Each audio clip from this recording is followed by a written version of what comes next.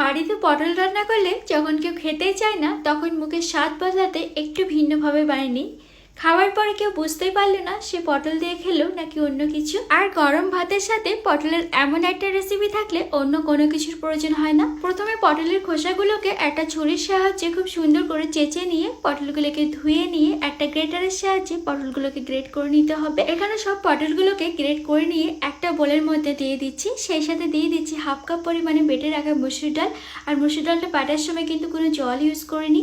আর দিয়ে দিচ্ছি এখানে কাঁচা লঙ্কা কুচানো। সেই সাথে দিয়ে দিচ্ছি হাফ চা চামচ পরিমাণে হলুদ গুঁড়ো, হাফ চা চামচ পরিমাণে লঙ্কার গুঁড়ো, আর দিয়ে দিচ্ছি হাফ চা চামচ পরিমাণে জিরার গুঁড়ো, পরিমাণ মতো লবণ। প্রথমে মশলার সাথে পটলটাকে একটু হাত দিয়ে চটকিয়ে নেব। তো ভালো করে মাখার পরে মসুর ডাল দিয়েও সব কিছু একসাথে আবারও ভালো করে মিশিয়ে নিচ্ছি।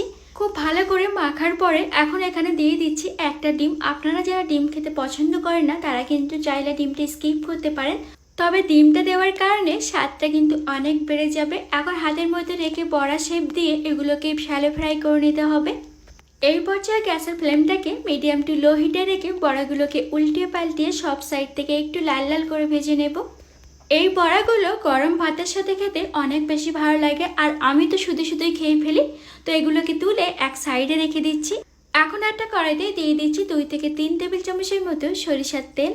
তেলটা একটু গরম হতে দিয়ে দিচ্ছি 2 টুকরো দারচিনি, 2 থেকে 3টে এলাচ, আর দিয়ে দিচ্ছি এখানে তেজপাতা, আর দিয়ে দেবো এখানে 1 চা চামচ পরিমাণে জিরা। 30 থেকে 40 সেকেন্ডের মতো একটু ভেজে নেব। তারপরে দিয়ে দিচ্ছি একটা কেটে রাখা পেঁয়াজ। পেঁয়াজটাকে 2 থেকে 3 মিনিটের মতো সময় নিয়ে একটু লাল লাল করে ভেজে নেব। পেঁয়াজটাকে ভাজার পরে এখন দিয়ে দিচ্ছি 1 চা চামচ পরিমাণে আদা বাটা আর 1 চা চামচ পরিমাণে রসুন বাটা। এখন আদা রসুনটাকে তেলের মধ্যে 1 থেকে 2 মিনিটের মতো সময় নিয়ে ভেজে নেব যেন কোনো কাঁচা গন্ধ না থাকে। দিয়ে দিচ্ছি 1 চা চামচ পরিমাণে হলুদ গুঁড়ো, 1 চা চামচ পরিমাণে কাশ্মীরি লঙ্কার গুঁড়ো, 1 চা চামচ পরিমাণে জিরা গুঁড়ো, 1 চা চামচ পরিমাণে ধনিয়া গুঁড়ো, আর দিয়ে দিচ্ছি পরিমাণ মতো লবণ। এই পর্যায়ে গ্যাসের ফ্লেমটাকে লো হিটে রেখে মশলাগুলোকে 1 থেকে 2 মিনিটের মতো সময় নিয়ে খুব ভালো করে ভেজে নিতে হবে। এখন দিয়ে দেবো একটা চপ করে রাখা টমেটো। এখন টমেটোটাকে মশলার সাথে খুব সুন্দর করে 2 থেকে 3 মিনিটের মধ্যে সময় নিয়ে কষিয়ে নেব। এখন একটু জল দিয়ে মশলাটাকে আরও একটু ভালো করে কষিয়ে নেব। যতটা ভালো করে মশলাটা কষাবেন ততটাই কিন্তু বেশি খেতে ভালো লাগবে। তো এখন দিয়ে দিচ্ছি এখানে গরম জল দিয়ে সব কিছু একসাথে ভালো করে মিশিয়ে নিচ্ছি। জলে বলক চলে আসলে এখন দিয়ে দিচ্ছি ভেজে রাখা বড়াগুলো। এখন সব কিছু একসাথে নাড়াচাড়া দিয়ে খুব ভালো করে মিশিয়ে নিচ্ছি। এখন দিয়ে দেব 3 থেকে 4টে চেরা কাঁচা লঙ্কা, আর কভার করে দিয়ে 8 থেকে 10 মিনিটের মধ্যে সময় নিয়ে এগুলোকে কুক করে নেব।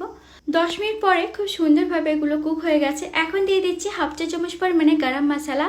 এখন নাড়াচাড়া দিয়ে খুব সুন্দর করে এগুলোকে মিশিয়ে নিয়ে এখন দিয়ে দিচ্ছি 1 চা চামচ পরিমাণে ঘি। ঘিটা অবশ্যই দেবেন, ঘিটা দেওয়ার কারণে কিন্তু স্বাদটা দ্বিগুণ হয়ে যাবে। এখন 1 থেকে 2 মিনিটের মতো রান্না করে ফ্লেমটা বন্ধ করে দেব। খুব সহজেই রেডি হয়ে গেল পটলের অন্যতম সেরা রেসিপি গরম ভাতের সাথে একদম ফাটাফাটি। রেসিপিটি ভালো লাগলে ফ্যামিলি ফ্রেন্ডসের সাথে অবশ্যই শেয়ার করুন।